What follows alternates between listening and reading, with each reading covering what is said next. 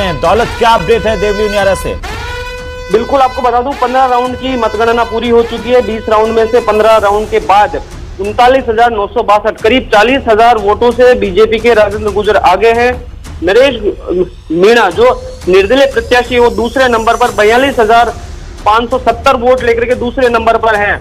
और केसी मीणा, कस्तूरचंद मीणा जो कांग्रेस प्रत्याशी वो उनको सिर्फ 23,636 वोट मिले, वो तीसरे नंबर पे। ऐसे में लगभग जीत 20 राउंड के बाद में राजेंद्र गुर्जर की तय मानी जा रही है। अगर वोट कम भी मिलते हैं तो भी जीतते हैं। और मुझे ये बताइए, जो अभी काउंटिंग हो रही है इस बीच कांग्रेस के कार्यकर्ताओं के बीच में क्या गहमा गहमी, क्या बातचीत, चर्चा? क्योंकि कांग्रेस के ही अपने कार्यकर्ताओं और नेताओं की तरफ से, यहां तक कि हरीश मीणा के भाई की तरफ से कहा गया कि टिकट बेचा गया था। देखिए, कांग्रेस कार्यकर्ताओं की बात करें तो मायूसी बिल्कुल देखी जा रही है। बाहर भीड़ जो थी वो धीरे धीरे छटना शुरू हो गई है। यहाँ पर भी अगर देखा जाए तो जो मतगणना केंद्र में है, कांग्रेस कार्यकर्ताओं में काफी मायूसी है। नरेश मीणा के समर्थक बाहर जो है वो नारेबाजी करते हुए नजर आ रहे हैं और उत्साह जो है वो बीजेपी कार्यकर्ताओं में लगातार बना हुआ है। नरेश मीणा के कार्यकर्ता नारेबाजी मतलब सेकंड आने पर दरअसल उनका कांग्रेस को हराना एक बड़ा उद्देश्य था। अच्छा। हरीश मीणा पर लगातार वो आरोप लगाते रहे, टिकट बेचने का नरेश मीणा आरोप लगाते रहे।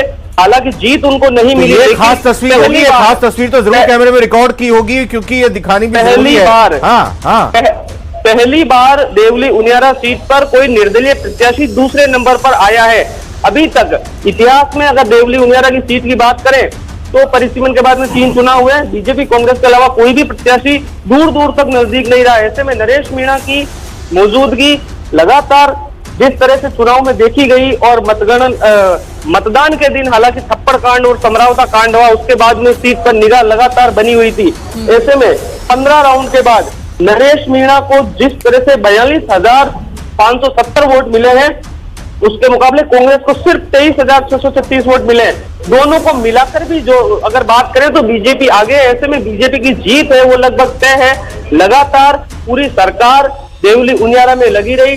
कन्हैयालाल चौधरी, हीरालाल नागर समेत यहाँ के सांसद भीलवाड़ा के वो और 8 से ज्यादा विधायक जो भीलवाड़ा, दौसा और टोंक के थे, वो लगातार बीजेपी के लिए प्रचार करते रहे। ऐसे में वही चीज दिख रही है कि सरकार के नाम पर, सरकार के काम पर बीजेपी की मुहर लगी है। राजेंद्र गुर्जर बीजेपी के प्रत्याशी जीत की ओर करीब है। जी, एक और सवाल मेरा दौलत आपसे ये कि अगर ये औपचारिक ऐलान होता है, अगर यही चीजें स्थिति रहती है, बीजेपी के प्रत्याशी जीतते हैं जो रुझान में अभी आगे हैं, अगर औपचारिक ऐलान इस चीज का होता है तो झटका किसको लगेगा स्थानीय स्तर पर और प्रदेश के स्तर पर, कांग्रेस में या और बाकी अगर दलों की बात कर ली जाए, और इसको फायदा किसको मिलेगा बीजेपी के लिहाज से? झटका सीधे तौर पर हरीश मीणा को बड़ा झटका है। 3